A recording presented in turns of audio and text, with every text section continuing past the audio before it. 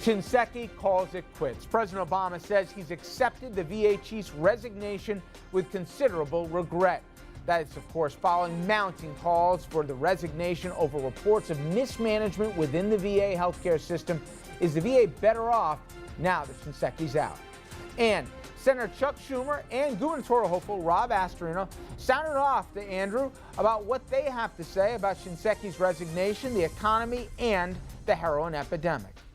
And for the first time in 50 years, the Scripps National Spelling Bee names co-champions. Could they give star athletes a lesson in good sportsmanship, or hey, let's have a winner? Good evening, everybody, and welcome to RFL. A little bit of everything here tonight on this Friday. Thank you for joining us. I'm Richard French. Well, tonight we begin in Washington, where today some say the inevitable happened. Others said it was still a shame. The resignation, of course, of Veteran Affairs Chief Eric Shinseki happened earlier. This after Democratic and Republican lawmakers finally agreed on something, that is, for the general to step down, and the president says it's time to push forward. I regret that he has to resign under these circumstances, but I also have confidence in Sloan, and I share Rick Shinseki's assessment that the number one priority is making sure that problems get fixed so that if there's a veteran out there who needs help, that they're getting a schedule and they're able to come in and see a doctor. Now, the resignation comes on the heels of the release of an internal investigation by the VA. A report says, among other things, that nearly 17,000 veterans at the Phoenix VA hospital were forced to wait an average of 115 days to get their first appointment with a doctor. An investigation also says the hospital had secret lists that were used to cover up how long it actually took for vets to receive treatment. It also went on to say that sick veterans, they're being put at risk of being lost or even forgotten within the system and may never obtain the requested or required primary care.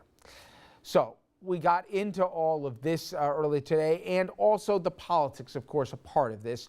Republican Senator Richard Burr of North Carolina, he penned an open letter to veterans saying that he was displeased that only the American Legion called for Shinseki's resignation. Burr went on to say that the other groups were more interested in defending the status quo within the VA, protecting their relationships within the agency, and securing the access to the secretary and his inner circle. Well, you can imagine veteran groups none too pleased by that, firing back, saying, among other things, you can be assured, Senator, speaking about Mr. Burr, that you've done a superb job in showing us the error in our ways. You can also be assured that in the future we will spend a substantial percentage of our time seeking to inform the members, your members, and our constituents of the repeated failure to act by elected officials. Well, earlier today, I spoke with the Adjutant General Johnny Hamilton of the Veterans of Foreign Wars in Kansas City. He and I discussed not only Burr's comments and Shinseki's resignation, but also where we need to move from here. Senator Burr, shame on you. You ought to be ashamed. Most of us have dedicated our lives to working hard to get the health care, the benefits, the entitlements that veterans have been promised and should have. For you to take such a cheap shot at our directors, is who it was aimed at in Washington, D.C., is a horrific thing, a horrible thing. You should be ashamed of yourself. Maybe you need to get in there. You're on the Senate Veterans Affairs Committee and help solve the problems instead of becoming part of the problem. Your reaction to a move that some folks have expected for the better part of the week here, an inevitability, some would think. General Shinseki basically handing in his resignation. Was that the right decision? I think so. You know, it got to the point, unfortunately, where it's more about the secretary than the bigger issues. The bigger issue is taking care of America's heroes and taking care of America's heroes in a timely fashion, giving them the care that they've earned and deserve. You're on the front lines here. If we're going to actually fix this instead of doing a Band-Aid, I mean, we've heard various reports. Some is there's a shortage of doctors, obviously always a ton of bureaucracy and red tape. What's the biggest problem, or the most material change we could make that would make a real difference for these vets, both new and old, to get the care we all agree they deserve? Well, listen, employees in the VA, the doctors, the technicians, the people that work, the nursing staff, I think are excellent. I think when you get into the VA, you get excellent care for the most part. The problem is getting in there. Another problem is the bureaucrats. It's always cover your you know what.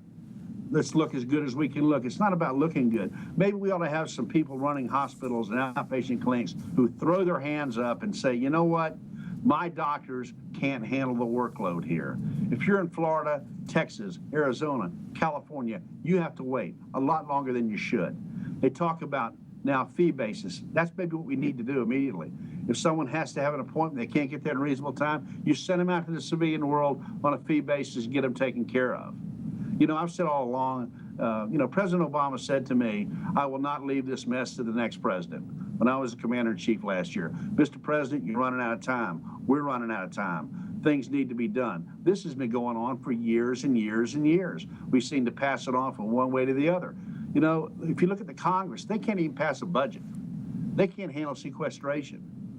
There's where a lot of the problems lie. There's enough guilt to go around here everywhere. And for a senator to say that we're passing the buck, we're more concerned about having access, or a director in Washington is more concerned about having access to the secretary, is just baloney. You know, we want access to everybody. We want the Congress of the United States to step up and do the right thing for America's heroes. Well, let's hope this time, while the attention's on it, in the short and hopefully medium term, that they actually get the message in D.C. But Mr. Hamilton, thank you very much for a few minutes. I really appreciate it. Richard, thank you for having me, and help us to keep fighting a good fight. You got it.